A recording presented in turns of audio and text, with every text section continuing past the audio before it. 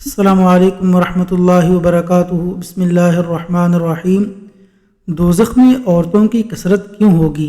حضرت عبداللہ بن عباس رضی اللہ عنہما سے روایت ہے کہ حضرت صلی اللہ علیہ وسلم نے فرمایا، مجھے دوزخ دکھلائی گئی تو اس میں زیادہ تر عورتیں تھیں جو کفر کرتی ہیں۔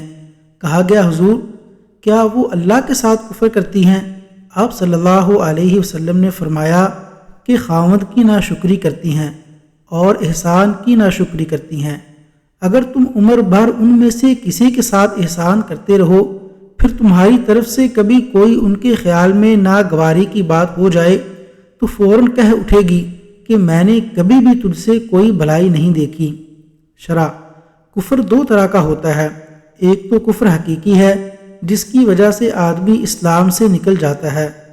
دوسرا، بعض گناہوں کے ارتکاب پر بھی کفر کا لفظ بولا گیا ہے مگر یہ کفر حقیقی سے کم ہے۔ حضرت ابو سعید رضی اللہ عنہ والی حدیث میں ہے کہ آپ صلی اللہ علیہ وسلم نے عورتوں کو صدقے کا حکم دیا اور فرمایا کہ میں نے دوزخ میں زیادہ تر تم کو دیکھا ہے۔ انہوں نے پوچھا کیوں؟ تو آپ صلی اللہ علیہ وسلم نے فرمایا کہ تم لعنت بہت کرتی ہو اور خاوند کا کفر یعنی ناشکری کرتی ہو۔ اللہ تبارک و تعالیٰ سے دعا ہے کہ اللہ تعالیٰ نبوی تعلیمات پر عمل کرنے کی توفیق عطا فرمائے اور دوزخ کے عذاب سے محفوظ فرمائے۔ آمین یا رب العالمین۔